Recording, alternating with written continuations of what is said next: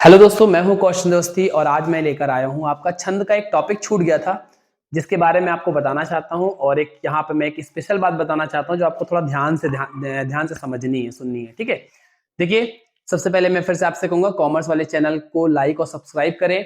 और हमारा quick revision जो है आपका 21 से स्टार्ट हो जाएगा। एग्जाम के समय आपकी 2-2 घंटे की क्लासेस, लाइव क्लासेस चलेंगी जिसमें आपको जो भी प्रॉब्लम होगी आप उसमें अपना सॉल्यूशन प्राप्त कर सकते हैं। और हम अपनी तरफ से भी क्या होगा, आप क्या करेंगे, सभी प्रकार की समस्याएं जो हिंदी के पेपर में आ सकती हैं वो यहाँ पर आपको बताएंगे।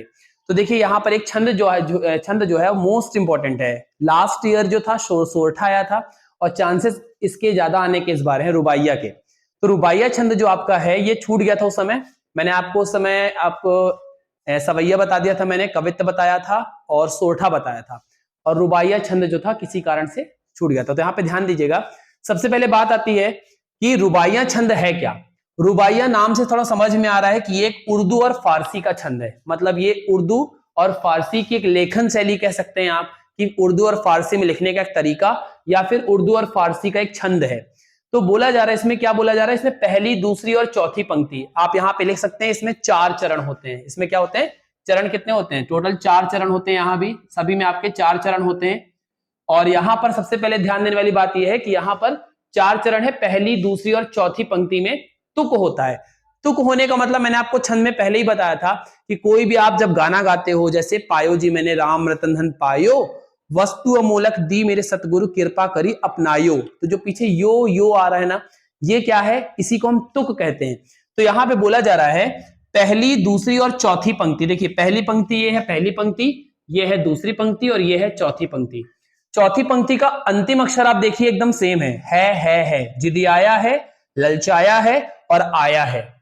तो बोला गया पहली पंक्ति, दूसरी पंक्ति और चौथी पंक्ति का जो तुक होगा वो सेम होगा। जैसे आंगन में ठुनक रहा है, जिदियाया है, बालक तो है चांद पे ललचाया है, दर्पण उसे दे के कह रही है मां, देख आईने में चांद उतर आया है। तो यहां पर कंडीशन क्या है, या ये आपकी बुक का ही चैप्टर का टॉपिक है। आपको बोला जा रहा आंगन में ठुमक रहा है, आंगन में ठुनक रहा है, जिद आया है। जो आपकी बुक में चैप्टर रुबाइयां चैप्टर, उसी चैप्टर का मैंने एग्जांपल लिखा है, क्योंकि आपने इसको पढ़ा भी होगा। और हो सकता है कि कभी कभी ऐसा हो जाता है पेपर में, अगर यही वाला अर्थ आ गया पेपर में, तो कभी कभी ऐसी चीजें हो जाती है कि पेपर में अलंकार आया कि रुबाइयां छंद आया और आपको बोला जाएगा कि रुबाइया छंद को समझाइए। और कभी कभी साप्रसंग व्याख्या के तौर पर भी अगर यही वाला क्वेश्चन आ गया और आपको अगर एग्जाम्पल याद नहीं है तो आप उसको देख करके भी लिख सकते हैं। बस थोड़ा सा ध्यान देने वाली बात यह है कि पहला, दूसरा और चौथा ये जो अंतिम वर्ण है इसको आप जरूर देखिएगा कि लास्ट में तुक से मिल रहे हैं या नहीं मिल रहे हैं। जैसे जिदियाया है, ललचाया है और आया है, तो पहला, दूसरा, चौथा। तो हो सकता है अगर साप्रसंग व्याख्या में अगर अर्थ लिखने के लिए ये टॉपिक आ जाता है तो आप पेपर से देख करके भी उसमें लिख सकते हैं कि रुबाइयां छंद का उदाहरण लिखिए, तो आप ये चीजें उसमें देख सकते हैं। तो ये ध्यान जरूर दीजिएगा कि हो सकता है अगर आपने नहीं पढ़ा हो, आपको याद ना हो, तो आप उससे भी देख के लिख सकते हैं। तो क्या बताया गया, ये उर्दू और फारसी का छंद है। इसकी पहली, दूसरी और चौथी पंक्ति में तुक होते हैं। टोटल 4 चरण है, तो पहली, दूसरी और चौथी पंक्ति में तुक होता है, लेकिन तीसरी पंक्ति स्वच्छंद होती है। स्वच्छंद का मतलब उसका जो तुक होता है उसका इससे कोई लेना देना नहीं होता। तीसरी पंक्ति अपने आप में स्वच्छंद बोल सकते हैं, स्वतंत्र होती है, तुक से स्वतंत्र होती है। यहां पर तुक का उपयोग नहीं होता जो आपने पहली, दूसरी और चौथी पंक्ति में किया था, जिदियाया है, ललचाया है और आया है।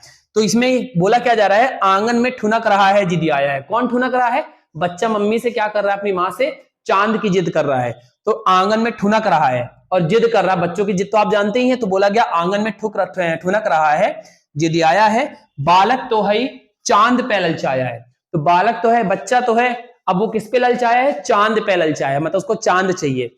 लिखा है दर्पण उसे दे के कह रही है मां। तो मां ने क्या किया, एक जुगाड़ लगाया। मां ने क्या जुगाड़ लगाया, बच्चे की जिद तो पूरी करनी है, तो मां ने दिमाग ये चलाया, उसने क्या किया, दर्पण दिखा दिया और दर्पण में चांद की फोटो आ गई। जैसे दर्पण में चांद की परछाई आती है तो लिखा दर्पण उसे दे के कह रही है मां, देख आईने में चांद उतर आया है। कहती देखो मैं तुम्हारे लिए चांद लेकर आई हूं। कैसे, आईने में देखो तुम्हारे चांद आ गया। तो वही है उदाहरण, आंगन में ठुनक रहा है, जिदियाया है, बालक तो है चांद पे ललचाया है, दर्पण उसे दे के कह रही है मां, देख आईने में चांद उतर आया है। तो ये हो गया आपका छंद कंप्लीट। तो ये याद रखिएगा कि आप सवैया, कवित्त, सोठा तो आप पढ़े, लेकिन रुबाइया बिल्कुल ना छोड़े। और ये सबसे ज्यादा आसान छंद अपने आप में, तीनों छंद में सबसे, देखो इसका उदाहरण भी कुछ कोई ज्यादा कठिन नहीं है और परिभाषा भी अपने आप में एकदम सरल है। उर्दू फारसी का छंद है, पहली दूसरी चौथी पंक्ति क्या होती है, यहाँ पर तुक होता है और तीसरी पंक्ति स्वतंत्र होती है। हाँ, एक और बात मैं आपको बताना चाहता हूं, ये जो वीडियो है समझ आइए आपकी दोनों मिस्टेक, जो दो प्रकार की मिस्टेक उसमें हो गई थी, तो उनको आपको सुधारना है। यहाँ पे ध्यान सुनिएगा। तो आपको ये रुबाइया छंद छूट गया था। और एक और महत्वपूर्ण बात मुझे बतानी है कि अलंकार जो आप पेपर में लिख कर आओगे, अगर आप अलंकार में स्पष्टीकरण नहीं दोगे तो स्पष्टीकरण ना देने के आपके मार्क्स कट जाएंगे। तो आपको यह ध्यान रखना है कि जब भी आप अलंकार लिखेंगे तो परिभाषा, उदाहरण और स्पष्टीकरण अलंकार में कंपलसरी होता है। अगर आप उदाहरण लिख रहे हैं तो उसके साथ आपको स्पष्टीकरण देना जरूरी है कि उदाहरण में कहना क्या चाह रहा है, आपको उसको एक्सप्लेन करना पड़ेगा। तो एक यहाँ पे एक मैं बताना चाहता हूं, विरोधाभास अलंकार में थोड़ा सा उदाहरण, एक मिस्टेक हो गया था। मैंने उसमें बताया था सत्य कहूं हो दीन दयाला, बंधु न होए मोर यह काला। तो इस अलंकार में अपनहुति अलंकार है। विरोधाभास में आपको ये उदाहरण याद करना है, मैं निज रोदन में राग लिए फिरता हूं, इतना पर्याप्त है। और अगर आप दो लाइन लिखना चाहें तो मैं निज रोदन में राग लिए फिरता हूं, मैं शीतल वाणी में आग लिए फिरता हूं, आप ये भी कह सकते हैं। और नहीं तो एक लाइन भी पर्याप्त है कि मैं निज रोदन में राग लिए फिरता हूं। ये है आपका विरोधाभास का अलंकार। स्पष्टीकरण आपको क्या बताना है, रोदन में राग, रोदन का मतलब होता है कि उसको पीड़ा है, दर्द है, दुख है, वो रो रहा है, लेकिन उसमें भी वो गाना गा रहा है। तो रोदन में राग अर्थात पीड़ा में छिपे हुए प्रेम का आभास हो रहा है। तो बोला गया यहाँ रोदन में राग अर्थात पीड़ा में छिपे हुए प्रेम का वर्णन किया गया है। तो ये है विरोधाभास अलंकार का उदाहरण। तो आपको ये चीज ध्यान रखनी है कि विरोधाभास में आप यही उदाहरण लिख कर आएंगे, मैं निज रोदन में राग लिए फिरता हूं। तो इसका स्पष्टीकरण आपको उदाहरण के साथ साथ स्पष्टीकरण आपको यहाँ पे देना कंपलसरी हो जाता है। तो अब यहाँ पर ध्यान दीजिएगा, तो आपको रुबाइया छंद और विरोधाभास अलंकार, इन दोनों को थोड़ा सा जरूर आप फोकस करें, क्योंकि दोनों ही अपने आप में महत्वपूर्ण है। तो चलिए मिलते हैं नेक्स्ट वीडियो में एक नए टॉपिक के साथ, तब तक के लिए धन्यवाद, ऑल द बेस्ट।